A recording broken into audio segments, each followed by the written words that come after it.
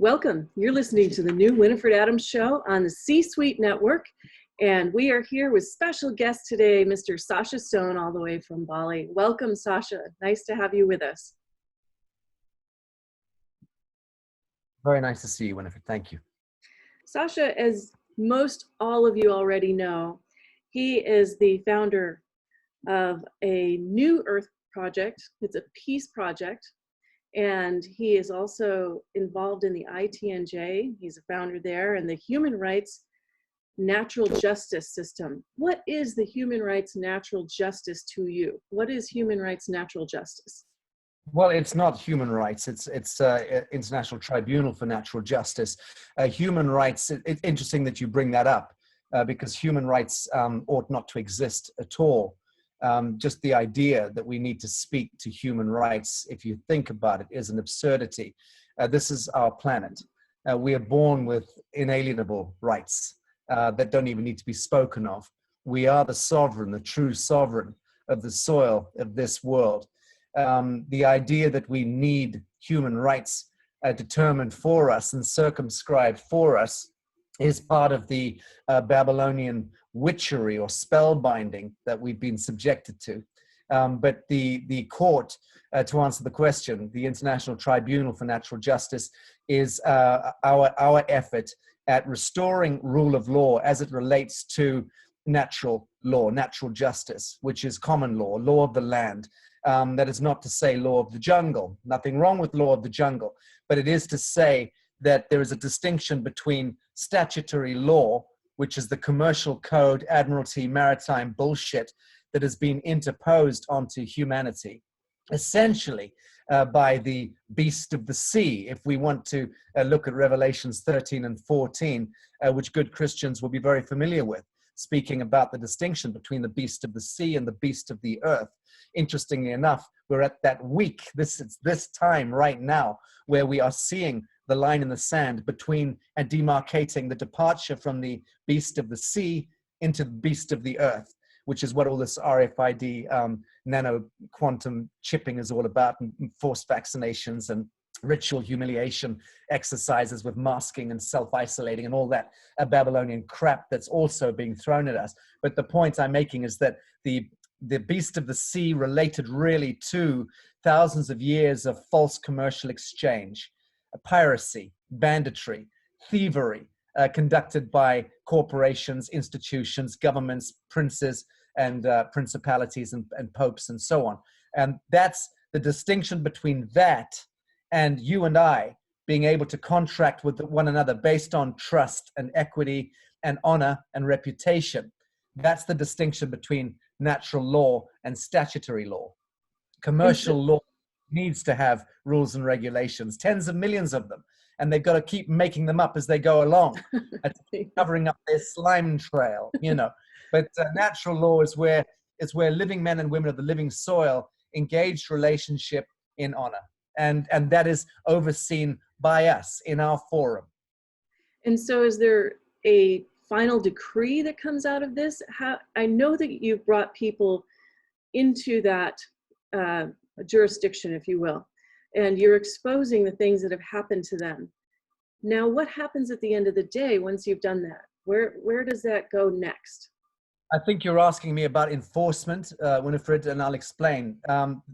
Making a declaration on natural law or on natural justice in order to identify remedy is what we do. We do judicial commissions of inquiry. So we go into subjects, the justices, the law commissioners, the expert witnesses, and so on come in, and we conduct seatings, hearings, a judicial inquiry, which really looks at the truth of a given matter.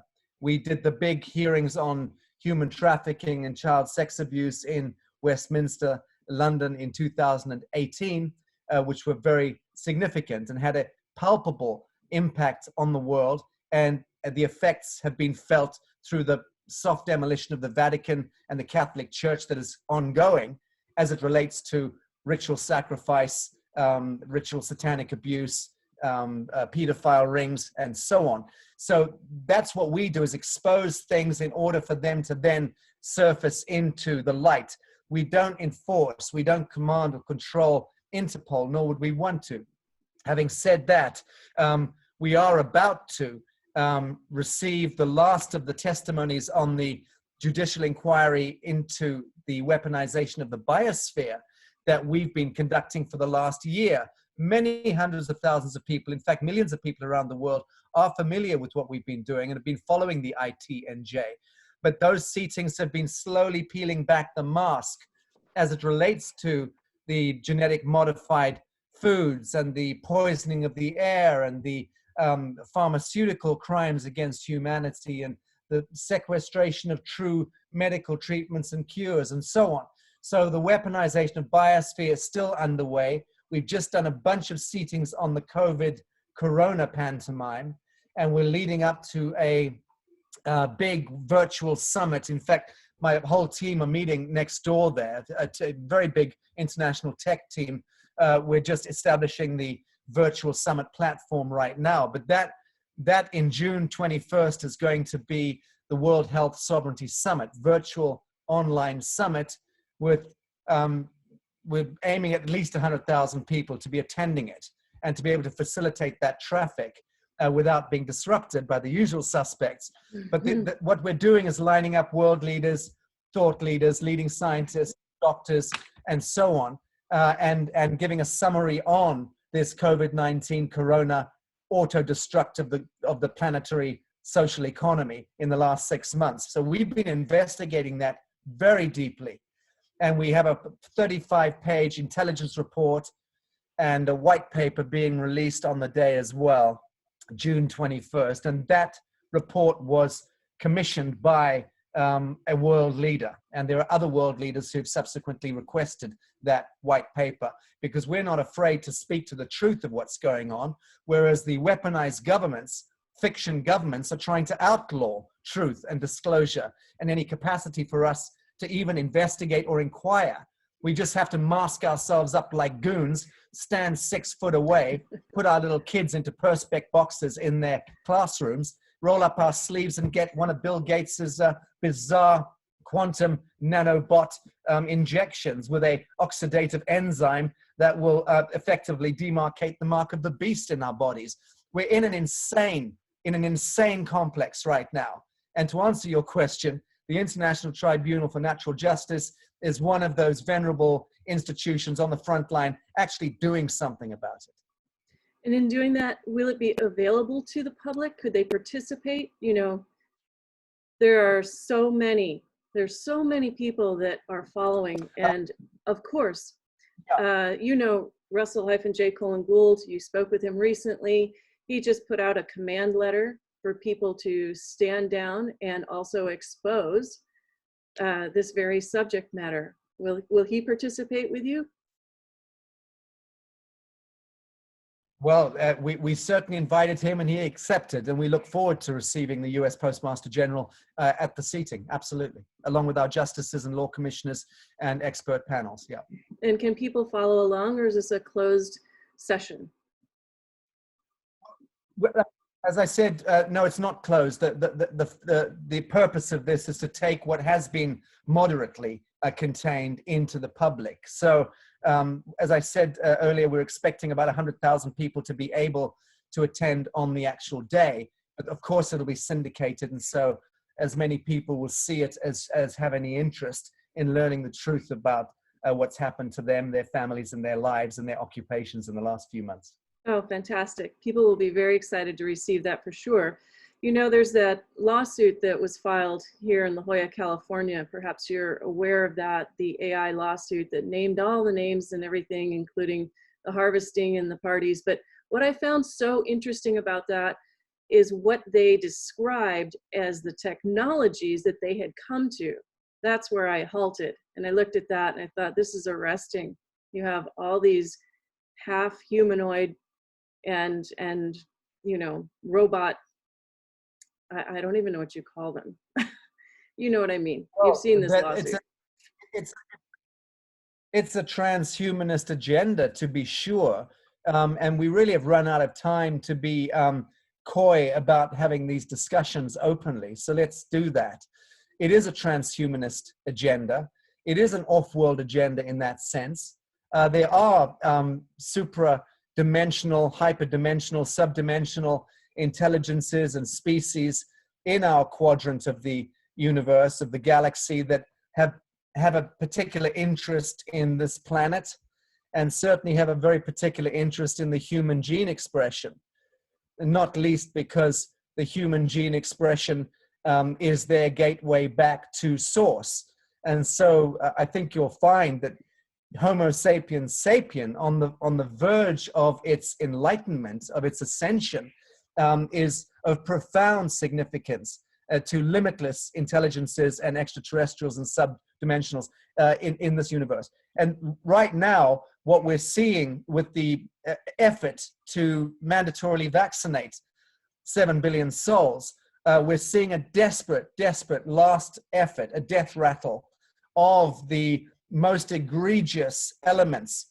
When I say elements, I mean the living human elements, the conduits for the most diabolical aspects of those intelligences are trying vicariously through their temporal agents. And I would certainly suggest that the Bill Gateses and Melinda Gateses and Mark Zuckerbergers and Anthony Fauci's of this world, and a great many others, most of the public health administration chiefs in most governments, I think you'll find, have themselves been subverted, demonically possessed, it would seem, because they've abnegated and abrogated all responsibility and duty of care to the people, and they're now serving the corporation. These deviants know full well that this tagging, nanobot, quantum tagging vaccination program is a CRISPR and RNA tampering technology that through the oxidative enzyme known as luciferase, which is in these injections, be sure, being introduced into humans with our permission. And that's the point. We are giving up permission and rolling up our sleeves. If we do that, if you do that, you are receiving the mark of the beast. It is really as simple as that. The luciferase oxidative enzyme, which is what creates bioluminescence in those creatures at the floor of the ocean bed, that is effectively what is going to be happening inside our body. Now, they'll sell that to us as though it's a good thing. Look, we just want to inject you so that we know that when we scan you at an airport or at a bank or at the butcher's, we can see very simply the computers will allow you in and out. Otherwise, you'll be flagged up as being a goyim, a disposable, an outcast. So really, this is an attempt by the more diabolical elements within our governments and the technocracies that prevail, most of which have been almost entirely infiltrated by the Sabbatean Luciferian complex. And it's their great effort now to thwart and subvert the ascension spiral that the morphogenesis of humanity is about to catalyze into. We are on the verge of that. The 2020 signature in the Babylonian 1260 time signature and calendric system is the line in the sand, and they know it. That is why we've got this manic push to create pantomime, a vaudeville about this hysteria of COVID-19, when everyone who has a pulse and an IQ above 12 knows full well that you cannot stop a virus by wearing a 20-cent piece of fabric in front of your mouth. And standing 6 foot apart makes bugger all difference. You may stand 60 feet apart. So we're being forced into a ritual humiliation exercise in order to invite us to individually and collectively surrender our own reason, abnegate our own consciousness and conscience and soul sovereignty. That is how you enter the contract with the beast of the earth. And the beast of the earth is arriving on shore with this particular complex. Be sure of that. That's the bad news. There's a lot more good news than there is bad news, but we'll leave it at that for the moment. Well, the mark of the beast is also the world's greatest psyops. It's the world's greatest trip, and they wage war through deception. And you don't even know you're being deceived should you not pay attention and look the other direction? So that's definitely on the table right now. Now, would you say that the human spirit, the true, bona fide, pure human spirit, can absolutely override anything given to them? Well, I've been arguing that for many, many years. Certainly since 2012, I've been stating this very publicly, that yes, it's the Christed light within Homo sapiens sapien that creates the quantum flare, so to speak, and catalyzes a plasma shield around us. And as that Christed light, if we engage that flame of pure truth and move into coherence with our own divinity, then yes, we access the proverbial Jacob's ladder, and we have that access to the hyperdimensional celestial realms, if indeed we come from those realms at all. But the point is, yes, right. We have a bit of a delay. Nope. We're on hold for a second. There we go. Are you back? Okay, we skipped for a minute. You were talking about Jacob's ladder and moving forward in that. Okay, well, in simple terms, yes, it is the Christed light, the Bodhisattva, that as that activates, it becomes the shield to be able for us to be able to then embody and manifest those patterns of perfection into this temporal realm.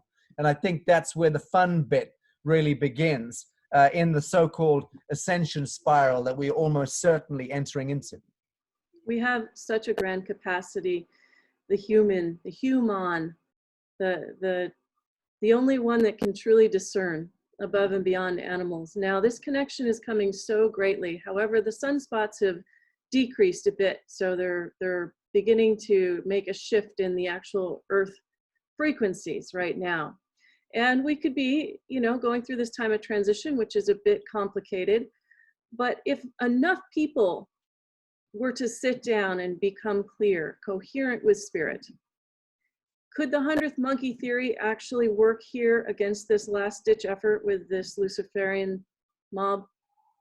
It's already worked. And if you factor that it was 13,000 years ago, as we were moving into the galactic sleep cycle, moving into the underpass of the grand precession of the equinox, at the time of the great deluge, which technically was the fall of Atlantis in that sense. And it's taken us 12,500 odd years to enter the resurrection. So we've just in 2012 moved through the galactic ecliptic plane and took center stage, bombarded by that photon cloud, which is, of course, the galactic audit, the universal mind conducting the audit. And we passed muster on that great day, on the 21st of December, 2012. So subsequent to that, we've seen the last-ditch effort at the more draconian elements to try to subvert that ascension inertia and bring us back into another time cycle, another 1260 contained Babylonian cycle. No, the morphogenesis has already kicked in. That already happened in 1987, 17th of August, with the harmonic convergence. And that was really when we passed that particular collective soul frequency test. But then a quick move from 1987 to 2012, not to forget 2008, which was a seminal node point along the way, when timelines really locked into the ascension. 2012 was the audit. We came clean. We graduated. And then we had to get through really the apocalypse, the falling away of the mask. But that was something which we had to do ourselves. It was necessary for us to pull the scales from our own eyes. So a dispensation of grace between 21st of December 2012 and really roundabout now, 2020, that was really the dispensation of grace that you could look at. And we've had that grace in abundance. And now it's really down to the wire. And if you ask me, my psionic barometer is tapped into what I regard as the gestalt, the planetary frequency, resonant frequency, psycho-intellectual, psycho-spiritual frequency, and psycho-emotional frequency as well. And what I'm seeing is that war is already won. Absolutely. Absolutely. And all that is required now are a few 100 million individual battles that need to be fought and won in honor by individuals. And that's why the apocalypse is coming to the doorstep of hundreds of millions of people in the world. It's the local technocrat, the local bureaucrat, the local petty tyrant, the local police officer in a costume coming and knocking on your door and asking you why you were outdoors walking your puppy in the park. You see, it's been reduced to that kind of insane reductivity in our social contract that is now forcing each of us to meet with a personal apocalypse. So the question is, do we have the courage, the conviction, the Christed capacity to step up and say, go fuck yourself to the establishment when it dares to breach our soul covenant and dares to step over the line? But it really does come down to that. And I only use bad language because it is the one time I believe that shocking language is required, because so many blessed people are so deeply asleep at the wheel and we're really out of time. But the group, the consensus, the collective, the morphogenesis, in my view, has already begun flaming. And that is an unstoppable and majestic inertia. When I was speaking with Commander Gould the other day, I was talking about something similar to this. And I said to him, gosh, can we just go to another planet? And he said, we already are on another planet. Beautiful answer. Beautiful answer. As only he could answer it. And because the man is a poet, and he's right. And I couldn't concur more with him. We are already a different planet. Yeah. We are in the golden age, actually. We've been in the golden age, and we are, I believe, dimensionally coming in to actually be the golden age. We are stepping into that field for the last, 10 years almost. And here we are. Now, will we recognize that beautiful frequency of the golden age? And for those that are asleep, will those of us that are awake put out a hand and bring those forward that need a hand? I think that's something that we don't want to lose in this, because the narrative is war, go after them, stop this. It's all these words that are very harsh words coming up. We need that compassion and love. Can you speak to that, please? Yes, and thank you. That's the most beautiful question. Yes, can you hear me okay? Yes, thank you. Are you hearing me? Okay. That's the most beautiful question you've asked me.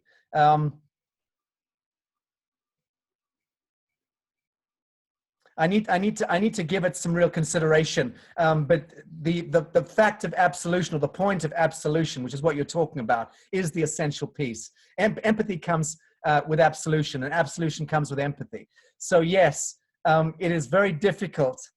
It's very difficult to look into the yellowed reptilian eyeball of Yaldabaoth and his servant class troglodytes in the world who are causing such havoc, such pain, such pandemonium, ritual satanic abuse, the butchery and rape of children and innocents, the engineering of war and disease and poverty amongst hundreds of millions of souls at any given time, billions of souls in the world, is unfathomable crime.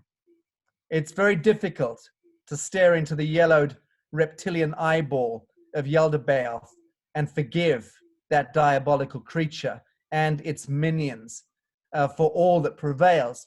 Having said that, one is forced to do so because in order to disempower and disarm Yaldabaoth, Satan, the Luciferus, however you want to call the Diablo, the demon, the only way to disarm that creature is to stare it fully in the eye and to acknowledge that it only manifests by virtue of the unresolved aspects of yourself.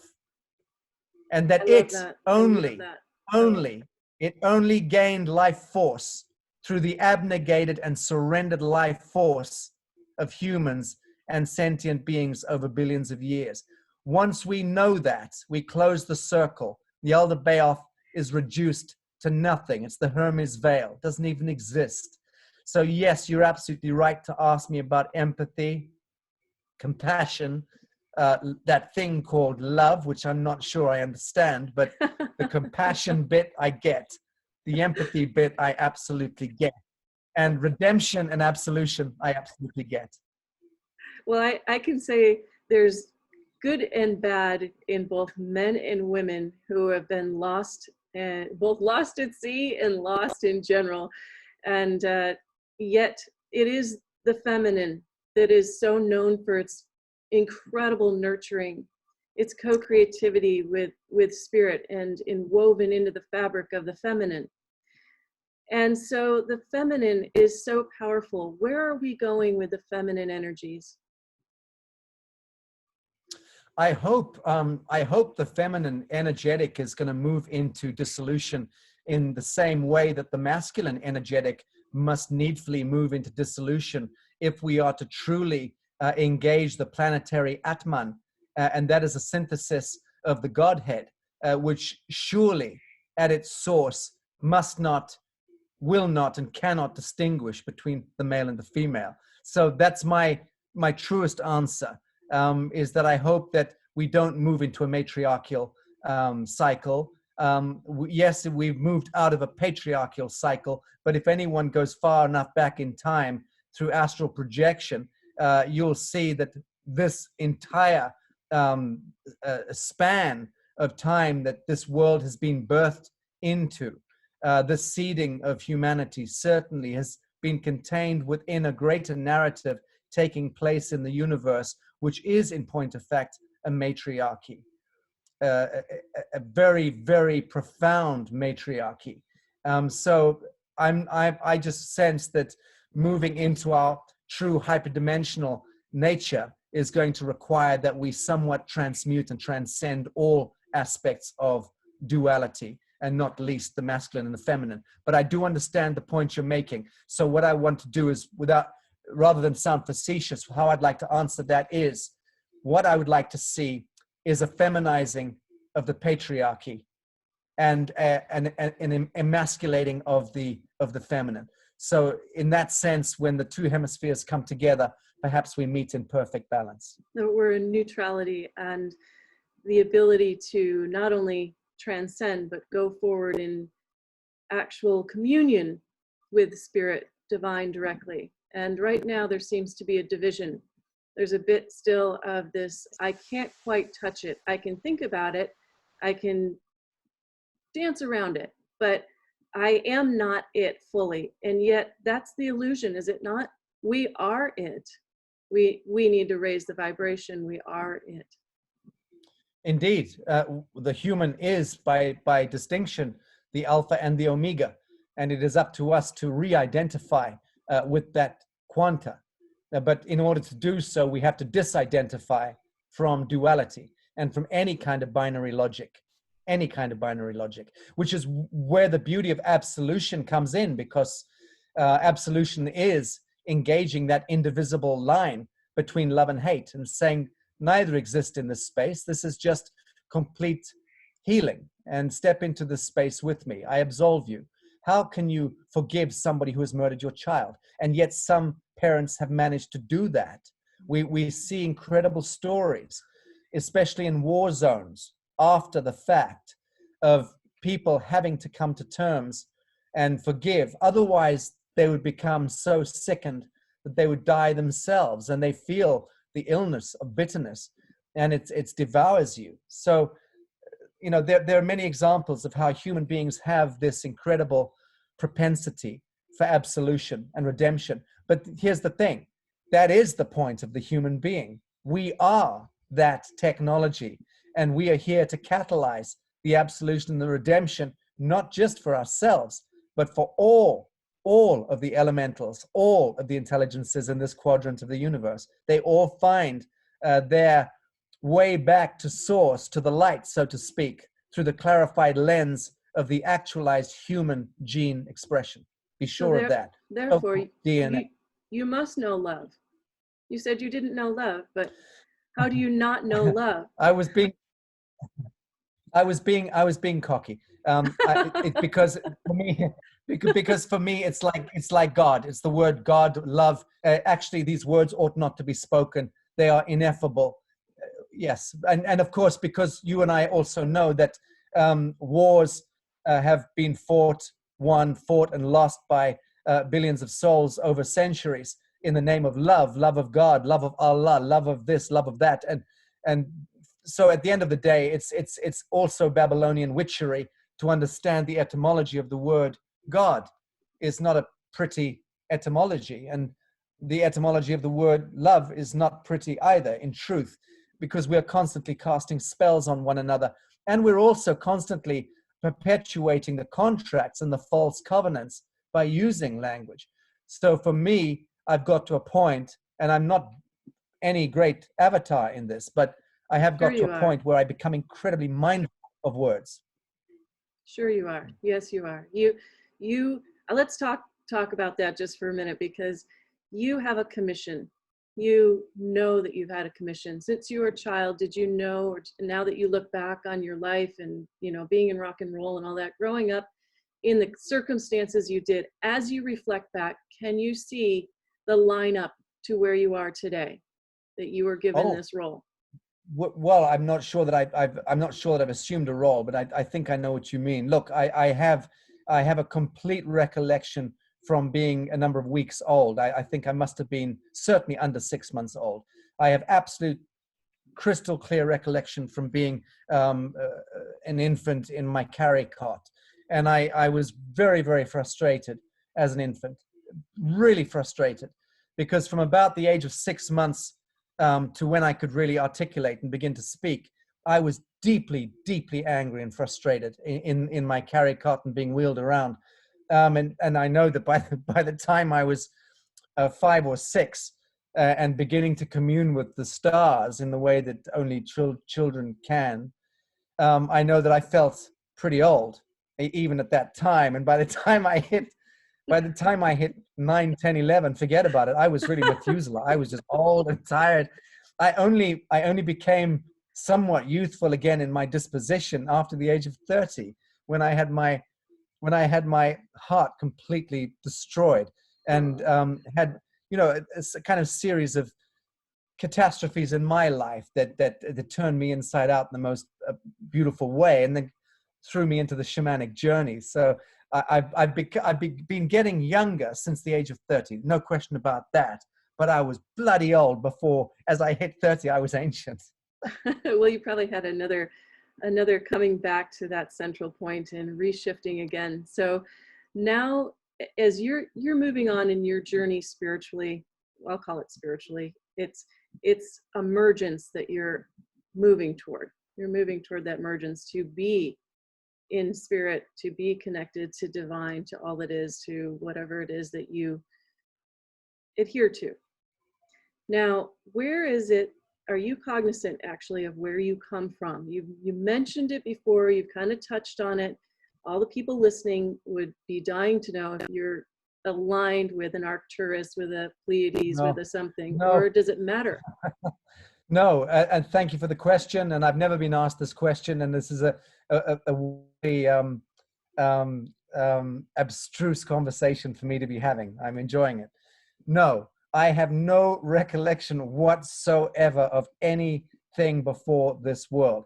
I think that when I came into this world, I think that I had the knot, the line absolutely severed, cut, absolutely. I think that part of my soul covenant in this world was to completely cut off and fall backward into the abyss in order to only re-emerge through pure quantum hyperdimensional re-identification, with absolutely no genetic or DNA synthesized memory complex, none whatsoever. I don't have dreams. I have no dreams. It's very rare for me to, I mean, I have dreams from time to time and I can momentarily remember them, but I'm any connection to past lives. I certainly don't remember this world and having been here before. And up until fairly recently, I certainly never wanted to even consider coming back. Now I'm changing my view because I've begun to see the patterns of perfection here to this, the 3D temporal plane. I mean, I could see it literally. I mean, only 2-3 weeks ago, I was seeing the world, the emergence actually converge with this. And I've sometimes had beautifully clairvoyant experiences of those kinds of confluencing of celestial matrices into the temporal matrix. And that I know is as real can be, not so much because of what I can see visually. And I've seen auras my whole life. So I'm fairly that way. But I'm hearing the sound that's emerging and I'm seeing the vibral light. And I speak about this frequent friends and family around me. And especially in recent weeks, I've been saying, can you see it? Can you see it? And I'm seeing the silverine element in the clouds coming in, and that's moving in. It'll move into different coloration. It'll move into a more of a golden tonal quality at some point. But the point is that the very quality of light is changing. And I absolutely saw that occur on the 21st of December, 2012. No question about it. I was in Chichen Itza at that time in ceremony with friends, with the Mayan Council there at the pyramids on Central Sun on that day. And I know what we saw that night in the sky and what we saw the following morning when the sun came up. It was absolute hallelujah stuff. It was a complete reformatting of light coding in this world. And so subsequent to that experience in 2012, I've known that this reemergent light is going to incrementally increase in density. And it just keeps getting better. What can I say? I've just put up a posting on my Facebook today, which is going to get all the jackals tearing at my throat because I'm speaking about the fact that the biosphere, the ecosphere of Gaia is thriving right now. She is on the energetic that is coming through this earth, and the resurrection format that is already underway means one thing: the whole climate change, climate hoax, bullshit, scarcity economics, interposition by banksters and Babylonian lucifarian agendas. That's all one thing. Trying to trick or spellbind humanity into believing that we are the dirty little useless eaters, the salamander class that have been doing this to the world and destroying the planet, is the most ignoble, egregious, and disingenuous thing that the status quo could ever try to put on us. We know that it was the parent corporation, its little minion corporation governments, and their servant class banksters who have been the ones making that footprint, that dirty footprint in the world. Oh, yes. Yes, we're on hold there for a second. Yes, I think that's a very profound statement there. We glitched for a second. Carry on, please.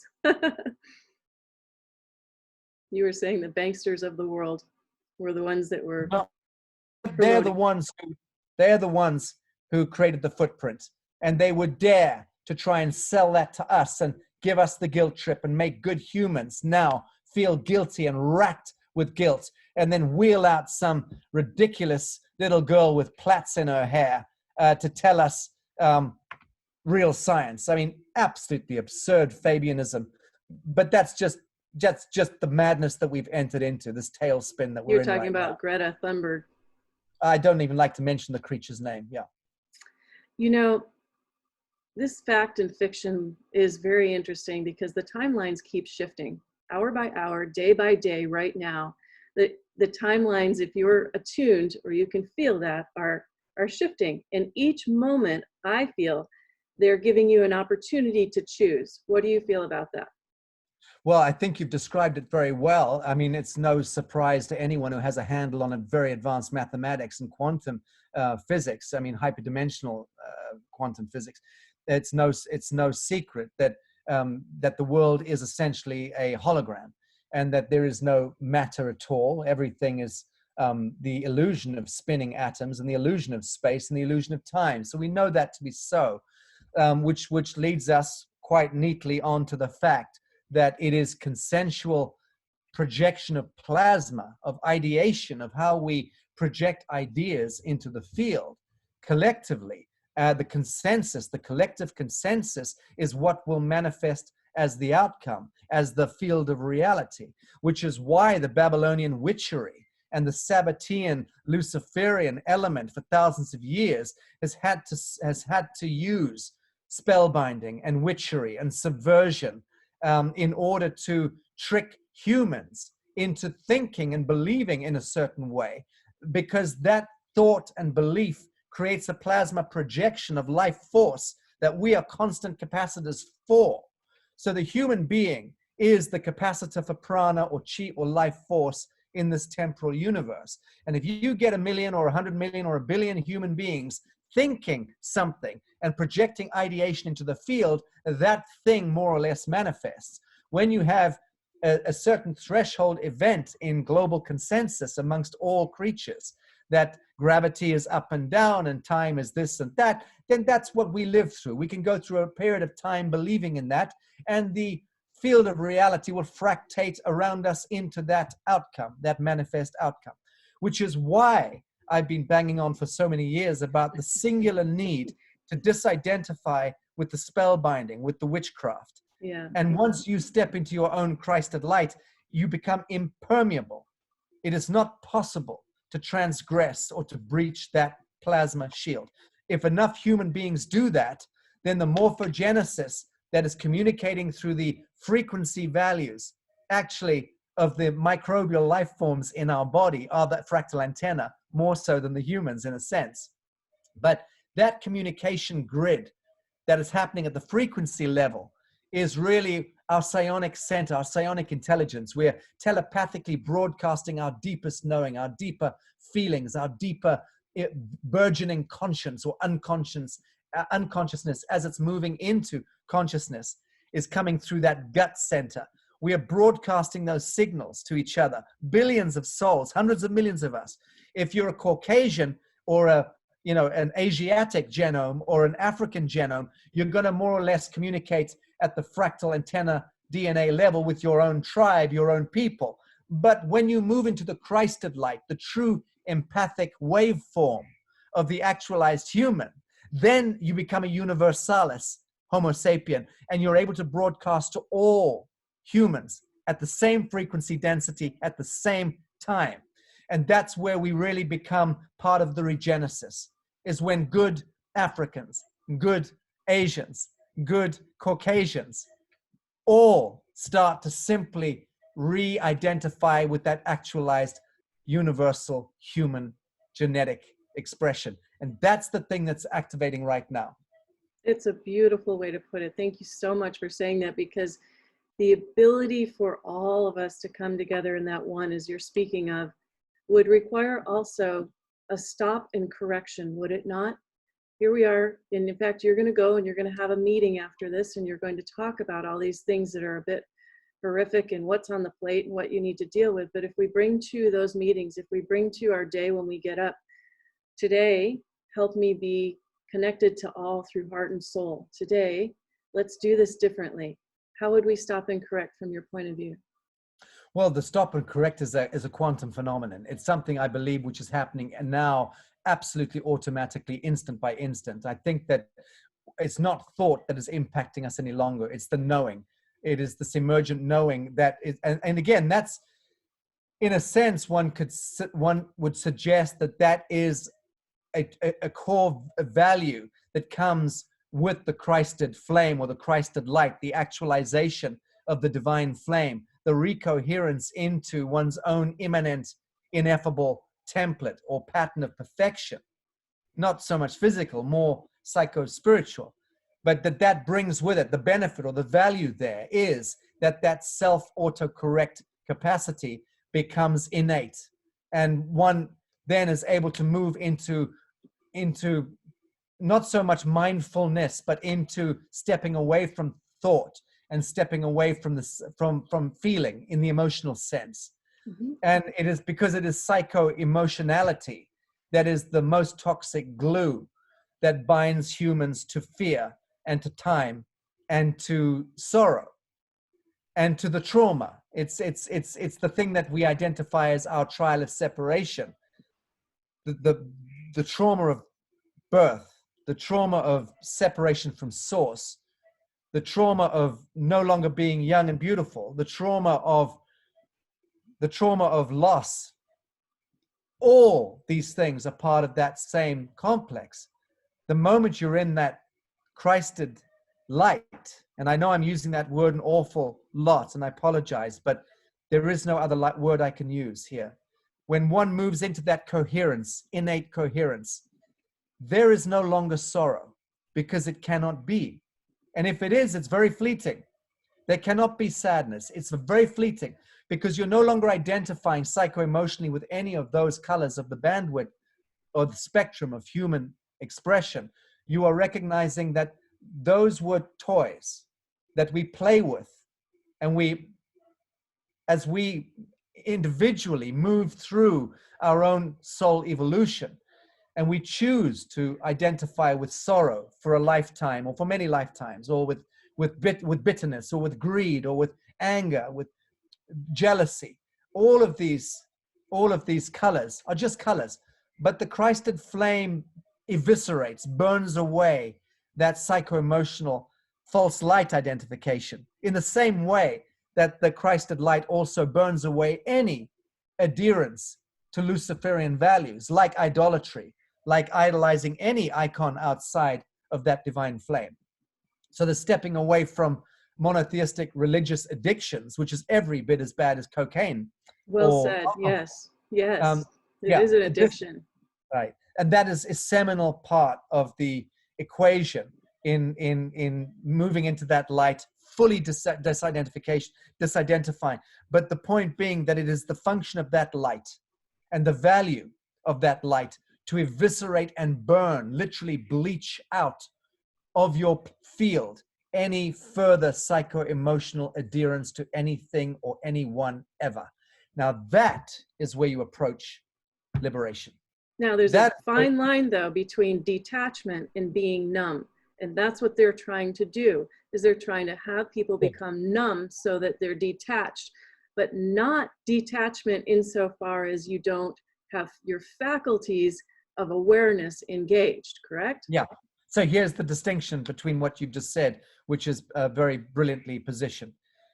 It is the DNA intercessionary or interposition, forgive me, of this so-called CRISPR, or what do they call it, mRNA technology that's connected to the Gates vaccine that is coming. And they've got these vaccines prepared, okay? Don't buy into the Corona COVID bullshit. They prepared this. They're just trying to force consensus because, again, they need consensus in order to make the next constriction, the next move.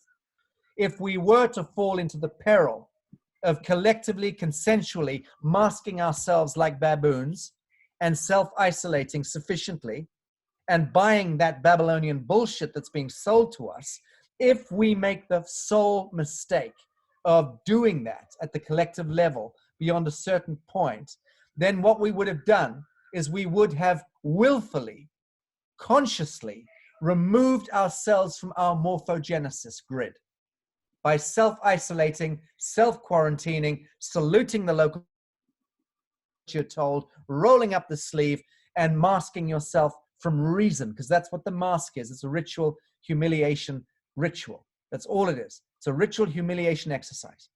And it's all about, and that's very Babylonian.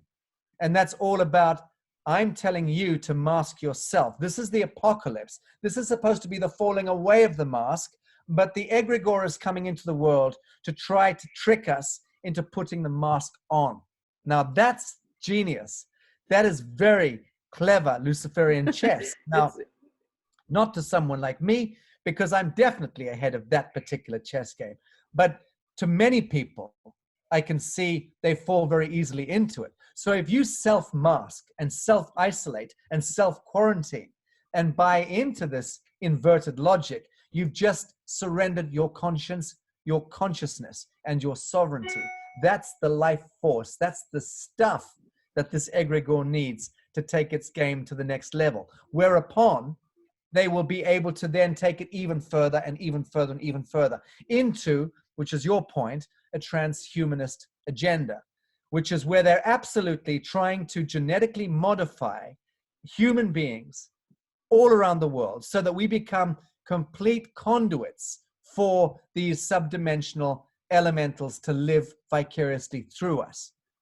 They How need boring. human. That's so boring. Why Not for bother them. on Earth? It's so boring. The human not is for so them. fascinating. Not for them, not for them. For them, it is fantastic because they get a body, they get a temporal 3D vehicle that does have senses, can enjoy sex, can enjoy rock and roll, can enjoy drink, drugs, and all of the stuff that humans enjoy, and the beautiful sensory stuff of just being able to explore and in a body. These are and they have been conspiring with our own abnegated unconsciousness. Mm-hmm. We're cutting off a little bit here. Come back. We're speaking with Sacha Stone today, and he's going to come back in. Our signal got cut just a little bit, so here we are. We're back. Carry on. Can you hear me? Maybe a little. Hello? Okay. Can you hear? Oh, yes, go ahead. Yes. What were you hearing? The last thing, forgive me. You were talking about how they're going to take us and move us into the next phase, essentially. Well, that is ultimately what this whole luciferous oxidative enzyme intercession is all about, connected to the transmutation, engineered transmutation of our genetics into a hybrid species that can be vicariously lived through by subdimensional intelligences. So absolutely, that's the game. But this has gone on for hundreds of millions of years. This is not something new. This is just end game of that very old story. Why do humans feel pain? Why are we trapped in 1260 time signatures? Yeah. Why have we been at war and in disease and poverty and misery for thousands of years? Why have we been subjected to the sociopathy of princes and popes and over centuries, millennia? It's because we've all been part of this dystopian confluence of a genetic experimentation going on. Those ancient Egyptians and Sumerians and Babylonians and Mesopotamians, these were not all human. They were avatars, many of them were emissaries of off-world intelligences. And the point is that we are, the human being is the galactic genetic hybrid experiment. And we should be very proud in being thus, because it gives us an extraordinary capacitance to love the reptilians, to love the Arcturians, the Andromedans, the Pleiadians, all these different genetic types are playing through us. And they're not all 3D genes. Some of them are hyperdimensional codings. Right. But the point is they've been very, very powerful, very arcane intelligences that have, in long spans of time, come to this world and completely terraformed it, interposed their own predisposition and their own mission onto this world, changing all the grids, all the meridians, all the electromagnetics. Yeah. And that's gone on since time immemorial. The point is that all of that stuff is over. 1987, the harmonic convergence was all about the end of that era of humans now standing together and saying, enough, we'll take it from here. Thanks, guys. Keep out. So we did do that at the level of the shamanic peoples. That's why the First Nation people of the world on that day, the 17th of August, 87, they all stood up and saluted the sun at midday. No one knew why. It was a phenomenon that occurred. Millions of indigenous people, all the medicine men and the shamans and the witches and the warlocks and the oracles and the viziers, they all on that day stood up in the Papua New Guinean jungles and in the Kalahari bush and all around the world. Why? What was happening? That was a classic example of a meta-psionic flare or flaming taking place because the people who had been the flame keepers over long periods of time, the wisdom keepers, the dream timers, the songliners, they were the ones who were keeping the rituals going. In Bali, they were doing it. They consistently do rituals here. The people don't even know why they go to temple here. 99% of them have no idea what the ritual or the ceremony is about, but they were entrusted, the Balinese, a long time ago, to be one of the tradition wisdom keepers. And that's what they've done. They've gone through the motions to keep the pulse.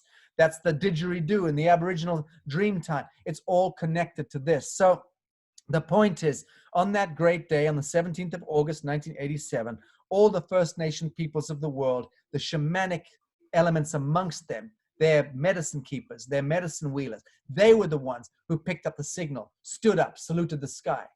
And if you find out why they did it, it was because they were sending a signal into space to let the incoming space fleets know that although the time cycle is up for renewal and re-hybridization and a recolonization, they were saying, we've got it from here, and we are revoking that contract with all our space brothers and sisters. They did that for us. The blessed black skin, brown skin, yellow skin, and red skin brothers and sisters of ours did that. Okay? And that is what gave us. They were... Oh, we're frozen for a second. There we go. Okay, are you back? We have momentary pauses for contemplation. Come back, Sacha. Are you there? I'm here. Can you? Oh yes, I can hear you. Where? You're just a little weak. Can you talk again? I just can't remember. There you go. It's a download. Well, you were talking about them being the light holders, the ones that caught the frequency and actually had the grace of bringing it in and bringing it down and saying, we salute you, we see you. And that was a true act of collective absolution that occurred on that day by the people who we, the Europeans and the Anglo-Americans, colonized and devastated and brought into auto-destruct of their culture, their mystical traditions, the Vatican, the Roman Catholic Church, devoured and almost extincted these peoples. And yet those are the peoples who redeemed our planet on that day of the harmonic convergence. Well, how beautiful is that? Humility seems to be the name of the game and the absolute elixir to anything and everything that needs to take place, because without humility, what you're talking about is the other side of the fence. The lucifarian agenda is arrogance. It's not humility. It's a imbalance, a deep, dark imbalance with a pushing. And instead, humility, almost like the Hopi that stepped away from all the other Indians and started again and said, we don't engage in war. We're going to go back to our sacred truth and hold those sacred truths. We're going to engage all elements and remember to remember. We are Very remembering. Good. Beautiful. We are remembering. What is it that you can tell people today that you would want them to know above and beyond everything? Honestly, Winifred, it comes back down to the only drum that I beat in this world. I only ever beat one drum. And that drum is for each one of us to identify with the immanent, ineffable blueprint within ourselves, that self exists and self reveals at all times, in all places. That Christed element within each one of us must become actualized. If not, we are the ones who are subscribing our own soul to space dust. And we must be very mindful of this. Each of us have been given limitless incarnations and cycles to explore and express. And we've come to this point, and this is the fulcrum. This is the crossing. This is the Christos. This is the the messianic flaming. And this is something that each of us must individually countenance and pass. It's not that we're given permission. We are the ones who need to permission ourselves to do it, to believe in ourselves and to see ourselves and to love ourselves sufficiently. So what is the utility? What is the toolkit that can most easily bring about that catalyzing, that trigger, that remembering? That's the question. And what I suggest, the algorithm that I have identified in my life, after having been very clever for many years and very philosophical and intellectual about it, and I've reduced it all down to a desperately simple formula for myself, not for others. I'm not trying to sell anything to anyone here. I'm simply expressing the benefit of what I've learned after a hell of a lot of pain. And that is simply pure truth and right action, and simply holding those two at any given moment in time. And I talk about time as being the geometry of now. I don't recognize time. I stepped out of it on the 1st of August, 1997. I've not acknowledged it ever since then. I have no adherence to time. I don't live by it. I don't have adherence to it. But I do have absolute adherence to the geometry of now. And if one deploys right action in your own life and pure truth as you best understand it in the perfect geometry of now, and acknowledge that the geometry of now is always perfect, because it is your soul covenant, because you are the one who soul migrated to this moment in time. Yes. So therefore, own it. And only in owning it absolutely are you able to stand up and behold and enter the state of witness, no longer a judge. You're no longer judging reality. You cannot judge in a state of witness. You can only witness. And that becomes an incredible freedom to be able to more or less move through life without judging. You can still make transient decisions and navigate through life and walk into a bank and, you know, go to the dentist. I mean, that's all part of the bullshit hologram. But in terms of one's true, the seat of oneself is no longer in a state of constriction, judging the world and embittered by reality and in a state of fear or constriction. All of that's gone. You're in a state of witness. And that is a blessed, blessed state to be in. I love that. I love that. That's a beautiful way to say it. Is it not a bit like being absent even though you're fully present, where that which is comes through you? You are not filtering it necessarily. You're not altering it, but an experience of time and space, an experience of now, is the surrender to what is in that moment. And therefore there couldn't be judgment on account of the fact that you are surrendered. You are, as you said, witnessing it. You are that open-hearted flow of divinity in that now space. Very well put. Yes, exactly right. And seeing the world again through the eyes of a child, and just beginning to find joy in pretty much everything, including a COVID-19 corona planetary panic attack, which is so fucking absurd, so ludicrous, such an absurd, embarrassing, mortifying vaudeville to actually live through for all of us, especially those of us who can see quite clearly what this grotesquerie is, why it is manifesting. But there's a beauty to it. There's a tremendous beauty to seeing the vaudeville in Technicolor, as long as one recognizes that, you know, either which way I've navigated to this vector in the multiverse for a very good reason. Now I need to identify what that very good reason is. Well, you carry that reason. You carry it forth in what you're doing, the INTJ and your programs and projects all are carrying this energy that you're talking about. That's what your mission is, in my opinion, from what I can see. And that's my judgment, but it's also my observation that you're energetic is one that is attractive to the world to bring forth, and that you're given that place and space to hold, to bring that light forward through all these heavy things. So as you turn around and go into your next meeting, what will you bring to that meeting in order to witness the next steps or the changes? How do you do that? I think people get caught up in what instead of the how. Can you speak to the how? You're brilliant at how.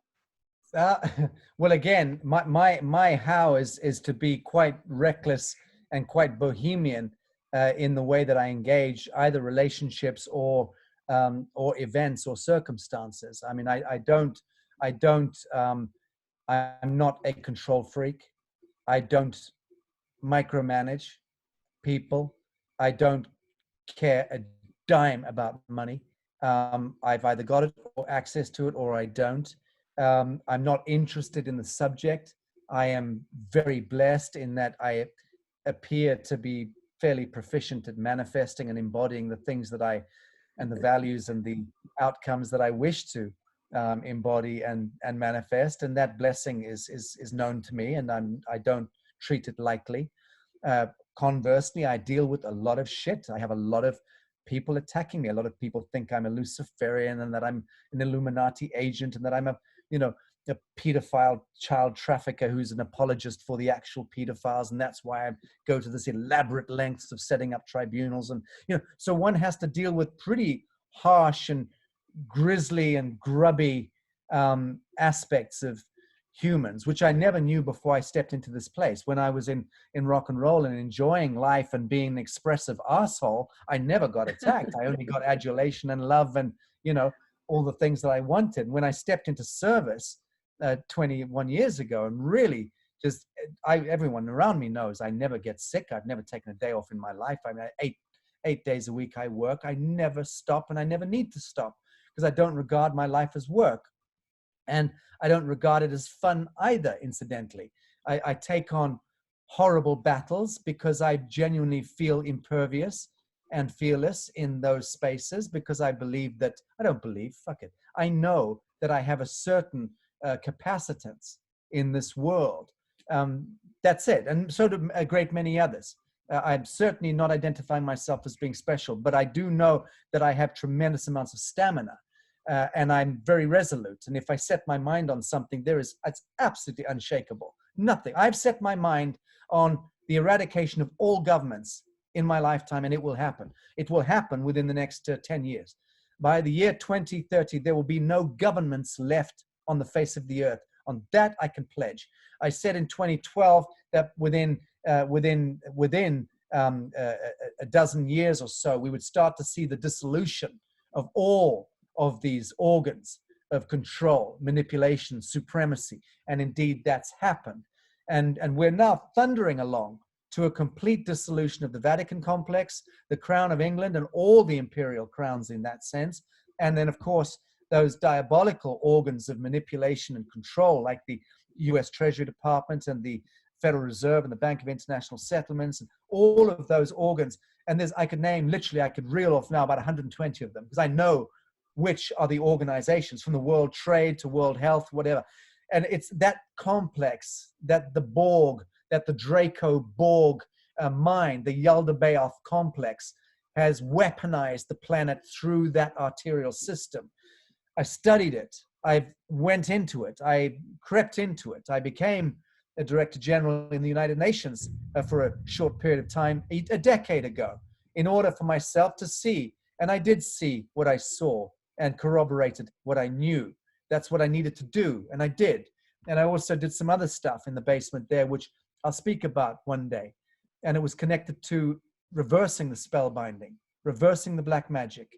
And I was doing that with great souls, like Jose Arguelles, who brought song into that, and other wisdom keepers who I knew and loved before they departed. Some are dead, some are alive. The point is, it's all about magic. It's all about good magic and bad magic. It's all about good spells and bad spells. Loving someone and wishing them well is putting a good spell on them. You're sending your plasma. Your empathic wave is reaching them on the other side of the world. You're healing them. You're loving them. You're embracing them. and equally hating on someone is a curse. It's sending that same inverse energetic form, cursing them, harming them. So life is all about relationships. Events are all about magic and how we can spellbind one another. I'm pretty good at words. I mean, I can carry myself. I don't spellbind because I don't wish to spellbind. I wish to inspire.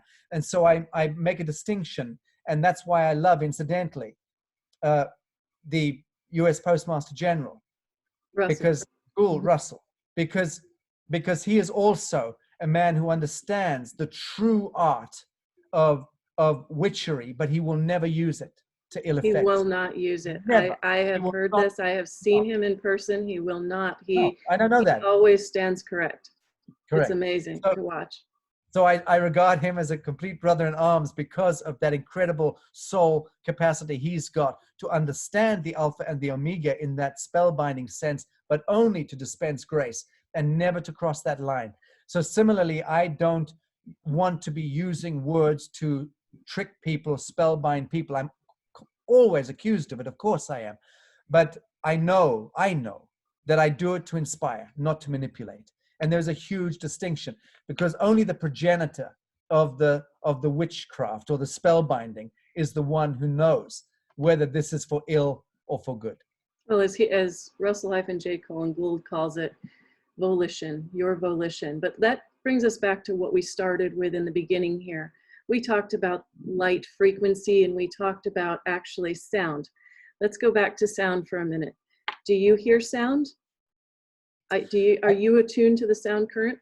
Yes, I completely understand what you're asking. And the short answer is I have been taken into that space. I was even speaking, I think it was yesterday, to some wonderful people who came to visit about that. And they were very clairvoyant and were asking me questions. And I had to recall some of the things that occurred to me. I've been taken in by Celestines into that vector before, and literally out of body into that vector, and I've been imprinted and completely infused, suffused, embedded, imprinted, encoded with that Celestine sound, and then I've been placed back into my physical body.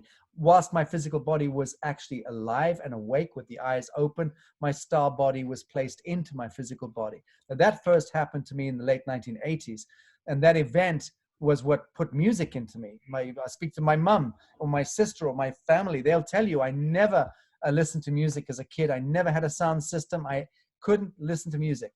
My mother was a radio DJ and a bit of a TV star when I was growing up. And, you know, she was very into music. She had radio shows and she was a DJ. And we always had music at the house. And I couldn't bear it. So I had no music in me. I couldn't play any instruments. I had no music. I certainly couldn't sing. And yet, after my first experience with these, what you would call celestials, who imprinted me with the sound where the current, I came back into body one afternoon in Cologne, Germany, where this occurred, and I was able to more or less make music, play music, sing, write, and I became a musician overnight. For the next 10 years of my life, I was a musician. That was my thing. So I know how incredibly powerful that current is. I'll tell you as well that it's left me. So I have not made music for 20 years. I've not picked up a guitar in 20 years. I have not sung a song in 20 years. There is no way in hell I would do it. I used to be very good at it. I could get up and sing in front of limitless people and perform for hours. It was in me. I loved it. And I love being around the musicians that I was blessed to work with, all of them very, very brilliant musicians. God. But no, I don't have that in me anymore. My song has moved into this fire that I have, and I love wielding that fire. And for me, that is where the poetry and the grace in action, for me, is best dispensed. It's through fire. It's not anger. I'm never angry, truly. I'm really not. It's just a flame. It's a flame of light. Oh, it's a roaring. But it's it's a transmutative and transformative element. I know that I'm blessed to be able to work with that to some great extent, and I go forward in life, and my art is in that. I no longer sculpt, I no longer paint, and I am a sculptor. More than anything, I'm a sculptor. And when I went to art school, that was what I majored in. So if I wasn't doing what I'm doing now, I would be sculpting, painting, and performing, making music. But all that left me, and the art for me now is this resurrection of the living flame of the flame of pure truth. That for me is the art, and all I'm interested in is that. And that's connected also to the ritual sacrifice of innocence and to the Sabbatean Mysterium cult, and how it has generationally raped, tortured, and bloodlet and murdered infants. So that to me has become in my life. It's probably why I don't have any children. Yeah. Because really, many years ago, I did have I guess you would call it an epiphany of sorts. And I did move into a recognition that for me, I wanted to take on a role as a protector of all children of the world. And I don't particularly like kids. Don't get me wrong. I'm not trying to make people go gooey about how nice I am, because I'm not. I actually adore kids, but they smell, they make terrible noises, and I'm quite irascible around them. But I love being one-on-one with kids. Love being one-on-one, talking and exploring those crazy little zones. But I'm not someone who likes hanging out with kids in a park. I'm like, get the fuck away. I can't bear it. So I'm not doing it for sentimental or kind of gooey reasons. I'm doing it because those babes who have at the soul covenant level migrated or navigated themselves into this world generationally in order to position themselves as the ritual harvest, the sacrifice of innocence. They are the ones doing God's truest work at the soul level. They know exactly what they're doing. They know exactly what's going to happen. And they're the ones that have been gifting the atom seed of light in their blood to the blood drinkers in order to transmute the Sabbatean and the wizards and the warlocks into their higher expression. So I understand the poignancy, the power, the majesty of the soul covenant of those blessed babes that have migrated to this plane of existence in order to be that event horizon that demarcates the darkest story in our history. And I'm in such reverence for the clarity of those souls that I've determined that I wanted to do as much as I can in this world to really move against that and reshape that format, because I recognize that it had to come from conscious human beings are the ones and the only ones who can disengage those contracts and to reformat that particular expression in our repertoire as a species, which is sacrifice, blood drinking, the need to drink the blood of another in order to steal the life force, or to ritually rape or sodomize the infant in order to invert the kundalini and steal that life force. So that's part of the pretty ugly geometry of the transfer that's going on. But people are always collapsing onto their knees and thinking about the babies, the children. Yes, of course, that's horrific at the psycho-emotional level. It's beyond, and the moral level. But when you begin to understand that these blessed avatars, souls, are the ones actually in control of those event horizons, those engagements, wow, you get the power and the glory of Homo sapiens sapien. It is perfection in what appears to be imperfection. And to honor all goes back to what you said about witnessing. And the humility in the witnessing is part of what needs to be brought forward, I think. And God bless you in your journey. Can we take just a minute more? I know that you're busy. Sure. I want to go into Russia. You spoke of Russia before when you were talking with Romola D, and I really appreciated that portion of things. And we could spend a whole nother time going down the gold and the banking roads, but this is such a more compelling conversation to me, and I think to the people in my audience. Let's talk about portals. Let's talk about the use of portals and how very, very vital they are on the earth plane and in the matrix. Because I know that Russia is a pristine land full of many special portals. Yes.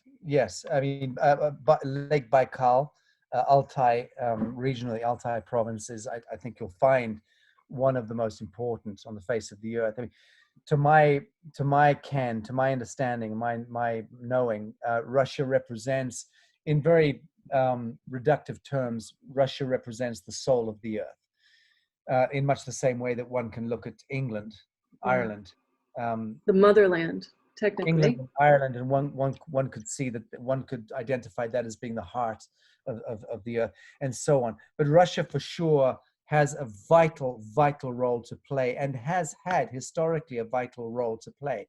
So just to invite people listening to this to throw away the history books for a moment. Actually, no, don't throw them away. Put them on a pile, pour gasoline over them, and set fire to them. That would be more appropriate. And then listen and learn. Russia was on the verge of an enlightenment. Forget all of the Tolstoy or the Lermontov or the Gogol that you have read and believe that those Russian classics to represent the true story. That's part of the modern story, and it's a story steeped in pathos and tragedy and loss, and degradation. But before that, we're talking about Russia with the Romanov dynasty really moving into an imperial kind of evolutionary spiral, moving into an enlightenment. And it was very necessary by the Sabbatean Luciferian element to hack at the taproot of the burgeoning flame of Russia. So the takedown of the Romanov dynasty by these Sabbateans working through Wall Street, financing these deviant characters, Trotsky and Karl Marx and Stalin, Lenin. These characters were financed by the Jesuits through Wall Street. That's a Sabbatean Zionist agenda. It pulls in, of course, all of the usual suspects with the Rothschilds and the Rockefellers and the Pazers and all the rest of them.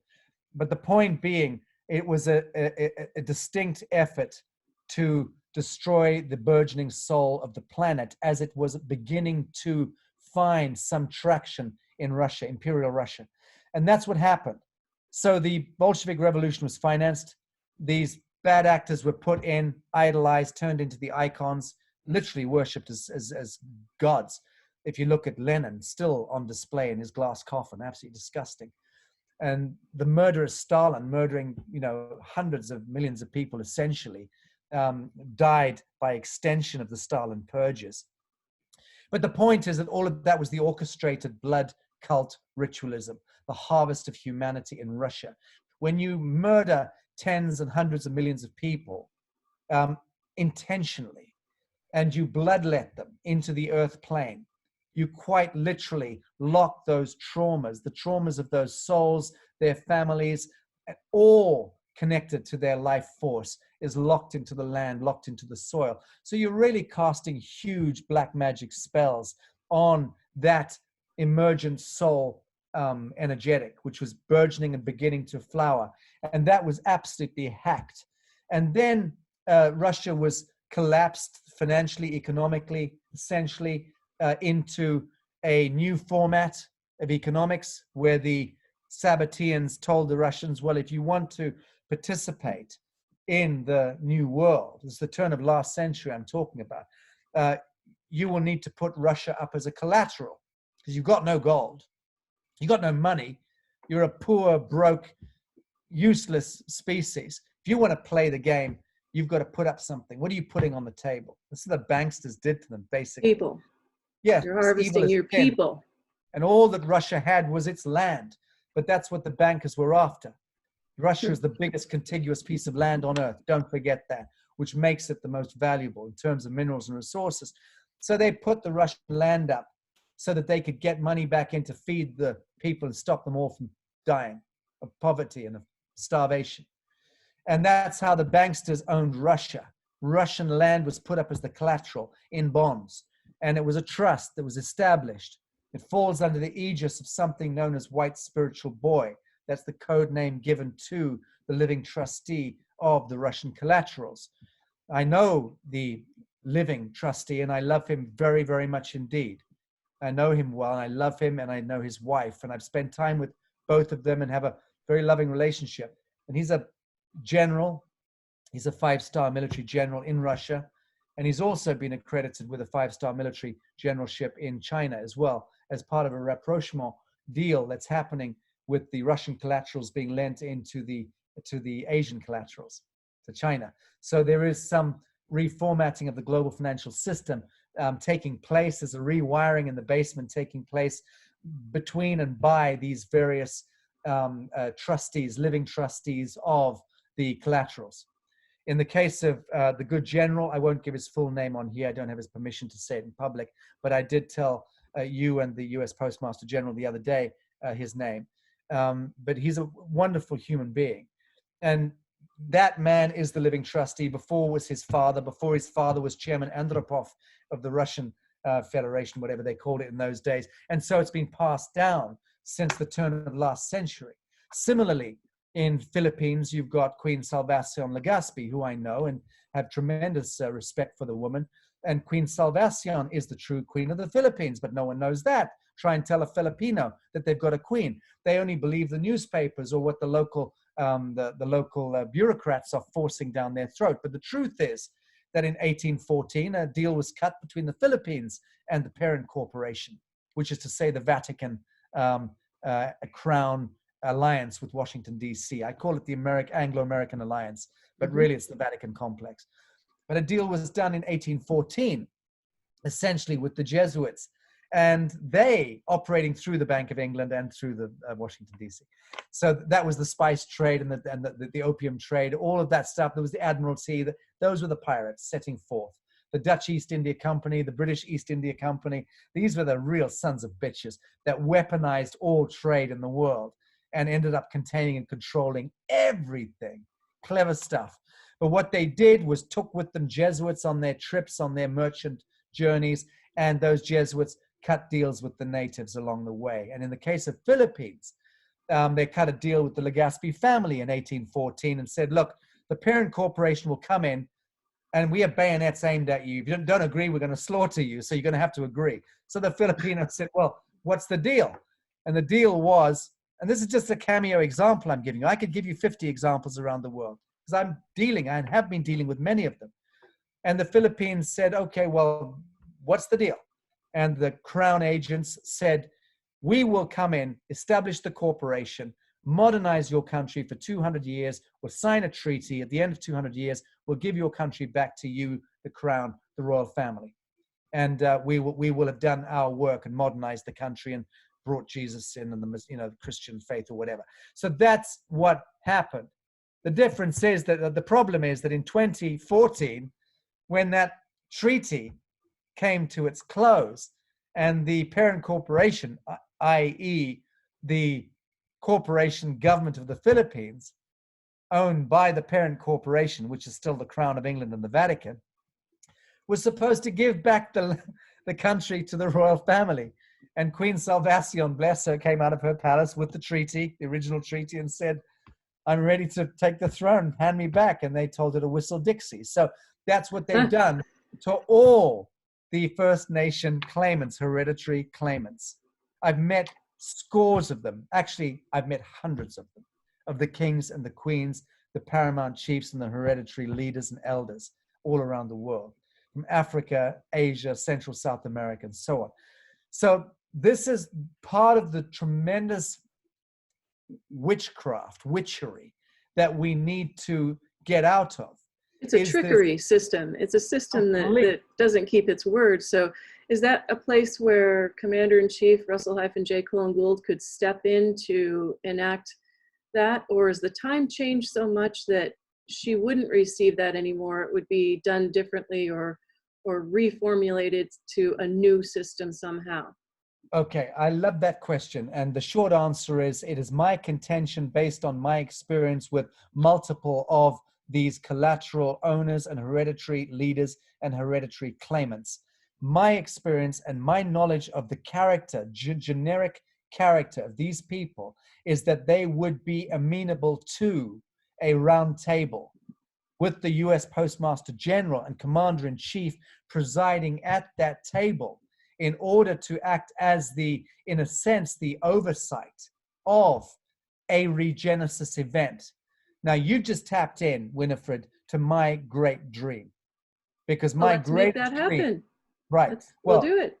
exactly, as I was suggesting the other day on that call. Indeed, I think that that's something which can be articulated. However, I will say this, that there's another game afoot which we need to be mindful of and respectful of. And I, doing the work that I do, will absolutely be mindful and respectful of. And that is the fact that Vladimir Putin, in my view, and Donald J. Trump, in my view, are the greatest actors, agents right now who are bringing about a soft demolition of the parent corporation. And I do not want to be messing and tampering with that work at this time. It's got to be something which confluences at the right time in the right space. And let's together identify what that space-time vector is. And I can certainly open up the conversation with a number of the collateral owners and the whether it's the land or the gold or whatever the assets are. We can bring them to a conversation, and then if I'm playing any part in that, I would simply insist from the point of Humanitarian Foundation, which is where I operate through, that Yes. we would be very respectful to the fact that we've already got very powerful, good actors right now doing that soft demolition of the Crown complex and the Vatican complex. So let's not mess with that game until that's flatlined. And yes, there's a lot of hysteria around Nessara and Gesara and about the reset. I get all of that. And I get that some people are in a state of constriction. It doesn't matter what I say. I'm batting for the Lucifarians. I'm acting as a, I'm not appealing to those people. I don't give a fig about them. Just go, turn and face the wall. I'm interested in conscious people who are feeling what they feel and knowing what they know and seeing what they see. That is the human that I'm appealing to and addressing to, the one that is actualized or in the process of actualizing. Well, I think if we're going to talk the now space, excuse me, I think that even though Putin and Trump are doing their demolition and moving through to do what they do, incorrectness, as Russell always says, incorrectness, and in the now space, that meeting can happen where in that now space, just like the mandala that sits behind me, that which is folds in, creating more now space and a more correct position to then meet the other positions wherever they are. Absolutely, absolutely, except where it becomes complex, and because I know I'm part of these conversations, I don't get any benefit or gain from it. Be clear, I've been offered at one point, I was offered $1 billion worth of gold, literally, and I'd handle some of the gold. There are photographs on the web with me meeting with A1, M1 and handling some of the historical gold. $1 billion worth was offered at a point in time in order to start the New Earth Trust for the movement that I was beginning a few years ago. And I turned that down because the last thing I want to do is create a new gold-backed anything or a scarcity-backed anything, even although I am in favor of a rainbow currency now, because that is the one thing that is required as a transitional economy, is to get a metal-backed and resource-backed economy. But the point is this: the bonds, the treaties that these collateral owners own and are working with right now, and I've handled, I think at one point, $17 trillion worth of those bonds, trying to get redemption. I can't remember the exact figure. Forgive me, I may be wildly off there. I should watch myself because I'm terrible with figures. But it was multiple trillion in value in bonds in a suitcase that my foundation was involved in seeking redemption from AAA rated banks. And this is 15 years ago. I was doing that work. We were doing that work. And couldn't get any redemption from the Federal Reserve. They wouldn't honor, even although at the time, Ben Bernanke and David Cohen, the actual principals of the Federal Reserve, signed documents, which I have in our foundation archives, acknowledging and agreeing that the bonds and the trust that we were representing, the federal safekeeping receipts, were legitimate and bona fide, and they even authorized them. They still wouldn't give a dime back to the beneficiaries. So we couldn't, after 2 years, redeem anything for the Asians at that time. But the point is that these bonds in these caskets and suitcases, okay, they are worth trillions and trillions of dollars. And they are already being positioned and leveraged in part of the reset that is being engineered, to my knowledge, by Russia and by the United States of America.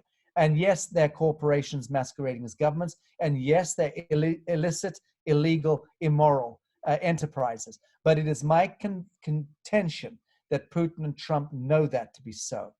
And that the so-called white hats in that so-called Earth Alliance, very much connected to the military intelligence complex, the good military intelligence complex, are well aware of the fiction, well aware of the transgression of ages, of our forebears, but they are trying to do a disentanglement and a soft demolition. And I believe that we need to get the signal. I can certainly get the signal from, let's say, the US Treasury Department and in the Kremlin.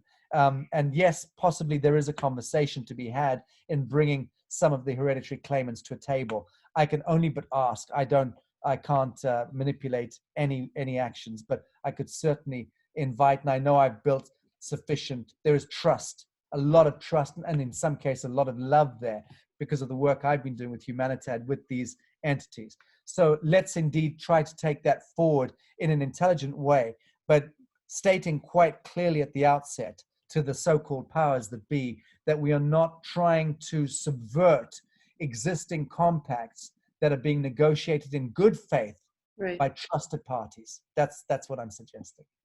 I believe that's a wise plan of action and something that you should definitely pursue, because not only does it seem imminent, it seems like the hearts are yearning for that round table you're speaking of.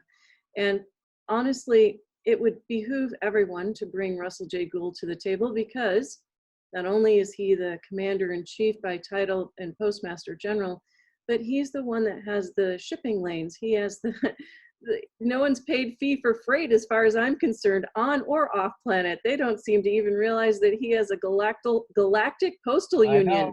I know. He is the one that would orchestrate the lines and the flow of the shipping lanes to make that all come together for a better world. And so in my interviews with him and the understanding I've come to, which has been extensive, really, I do believe that the time is ripe, and I'll leave that in your court for what you feel is right on your end, and hopefully the two of you can speak, and it would be brilliant to see that come to pass. I mean, it just, thank you. It feels good. I couldn't agree more. That sounds wonderful, and I certainly felt that at the time when we spoke previously together. So indeed, I would definitely move on that. Thank you. I can't say thank you enough for being here. You spent so much extra time with us, and I know you're busy and you have quite a important meeting to now attend and go to, but I would love to continue this dialogue as we move through those stages and steps. I have much more to cover with you, and I'll let people absorb this, because our conversation was just an hour and a half, hour and 45 minutes long, and quite a bit was traversed, and your spirit is so beautiful. I just thank you for letting me share space in it. And very kind of you, Winifred. Thank feeling you. the energies of you. Thank you. And very kind. Thank you. Thank you Much for love. coming and being with all of the people, because when I do these interviews, Sacha, it's not about just you and I speaking. It's about the people that we're going to reach. And see, I'm moving through time and space in my strange thing here. So I'd like to ask you one question. My original show was Making Life Brighter, and I always asked everybody, what makes your life brighter? And it's such an important question. The question, honestly, I have a perfect life. What can I say? I mean, I've just got people in my life who I just love so dearly, and I'm very, very dearly loved in return. And I've got beautiful dogs that I adore in Bali, and beautiful dogs in London, and I've got beautiful spaces that I inhabit, and I've got enchanting relationships with so many people around the world. I've got limitless amounts of energy. I've got terrific health.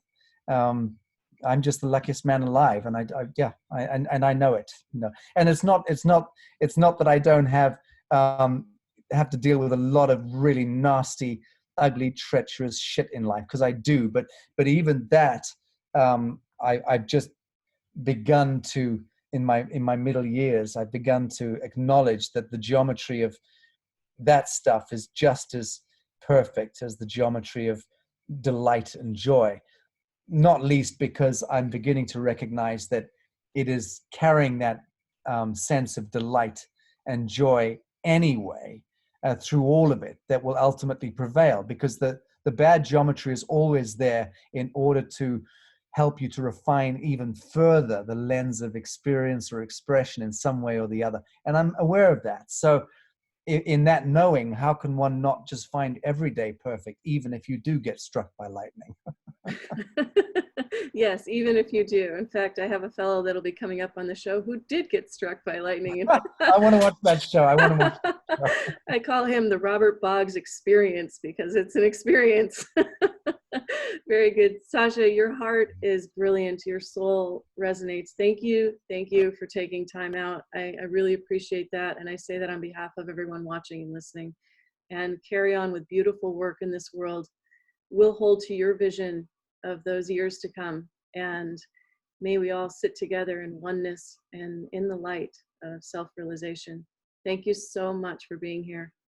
Thank you, Winifred. Much love to you. Thank you. Bye-bye. Very good. You're all listening to the Winifred Adams Show on the C-Suite Network. Stay tuned for more. And like I said, we'll have the Robert Boggs Show upcoming.